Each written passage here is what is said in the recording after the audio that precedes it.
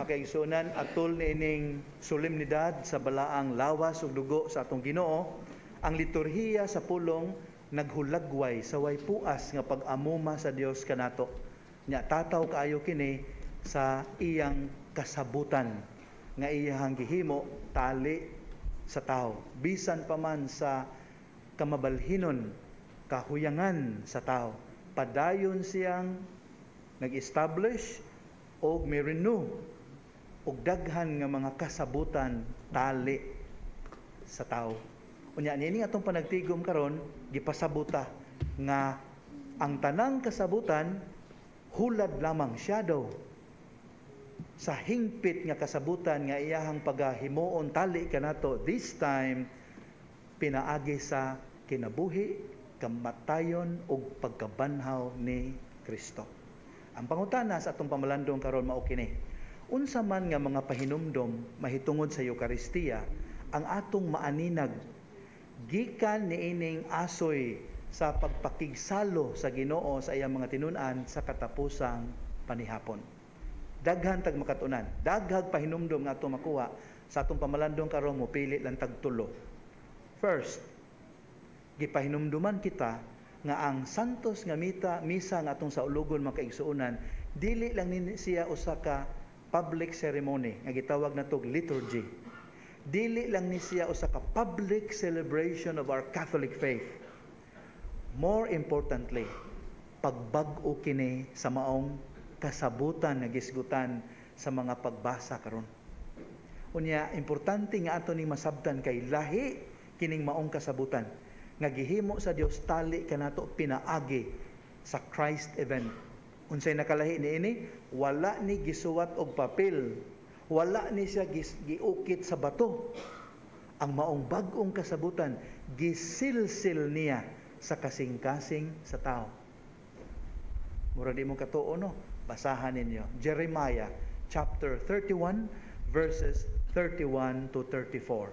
Jeremiah 31 to 34. Gipanagna ng daan nga moabot ang panahon nga ang kasabutan nga himuon sa Dios tali sa tao isulat na niya sa kasing-kasing gyud sa tao aron dili makalimtan.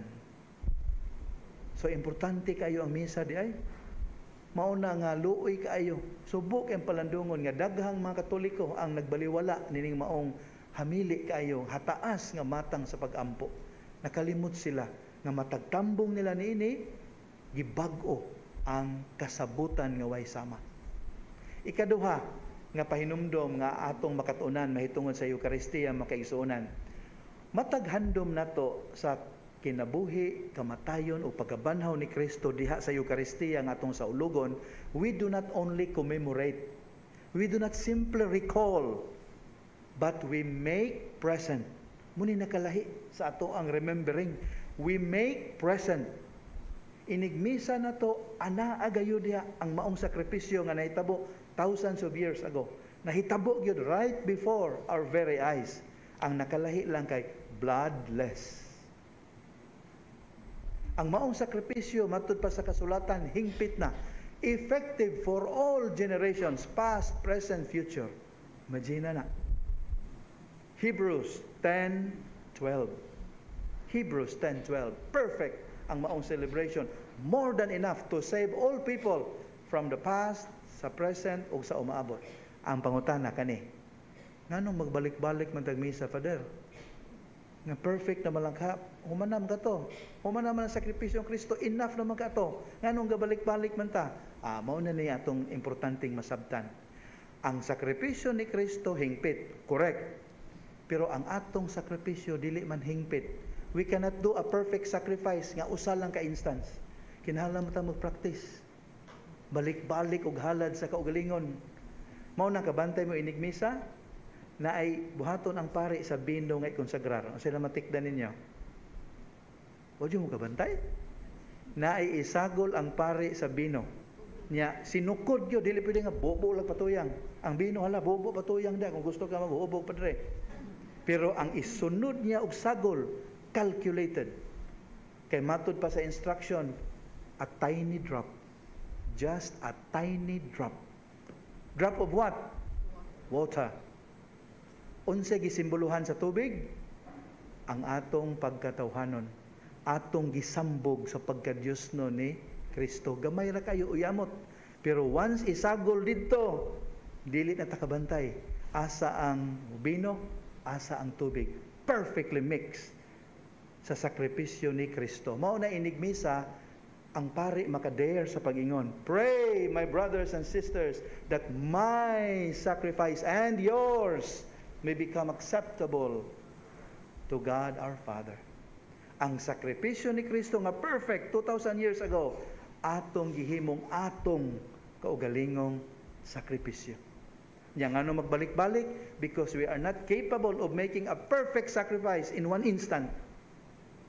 Kasi Kristo kaya kayo, pero kita dili. Mangumpisal ta, sunod ugma sa na pod. Tinoo dili. Magmisa ta, concentrate kayo, sunod nakapanghimantay na. Oh, di gyud mahingpit. Munang balik-balik ang ato ang sakripisyo. We make the sacrifice of Christ our very own. Sa katapusan makaigsunan, pahinumdom nga importante, dili gyud yama-yamaan ang pagsaulog sa Eucharistia.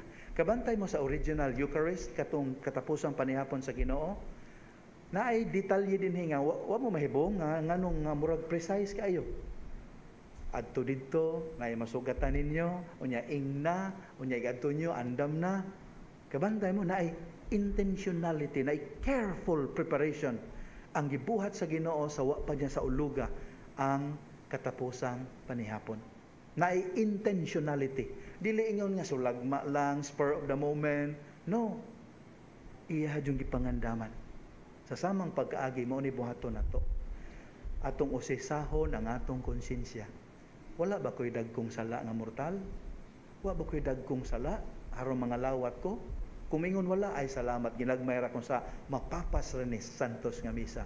Pero kung na ako'y dagkong sala, di lang ko mga lawat. Palayon ko musimba, pero di ko mga lawat. Hangtod nga, makakumpisal. Kay nga naman, kung mga lawat nga naa sa state of sin, matud pa sa 1 Corinthians 11, imbis mo tawag ta og grasya alang sa uglingon, atong gitawag ang Diyos nung paghukom. Not grace, but judgment. If we receive the Lord unworthily. And I'm referring to dagkong mga sala. So dili to yaman uban sayon-sayon lagi tao pangalawat. Abi kini barog ang uban, soon pud sila kay maikong sakpan ta inda ko tagsada apel na pud ta oy. Ilabi na sa tong set up binhi og sa ubang simbahan nga linya-linya. May to free for all ang kalawat kidi makabantay. Ang uban magubo-ubo din sa gawas. Tubag-tubag cellphone. Pero arrange gani nga kalawat which many churches do. Obvious kayo. Kinsa di mga lawat. Kay inig anas asher, kamo na sir, nagalingkod na ka dito. Porting obvious may mga tao to, ara ay mortal sin na to. Pero kung naa kay pagpaubos, bahala na mo unsa isultin nyo diha. I will not receive the Lord in this state. I will find a way to make a very good confession. Mao nay tutulo kapahinumdom makaigsunan nga ako emphasize ning atong panagtigom karon. Haron matag sa ulog nato sa Eucharistia, imbis hukom ang mahipunta kanato ang atong madawat kamabungahon sa atong espirituhanon nga kinabuhi. Would you like to say amen to that?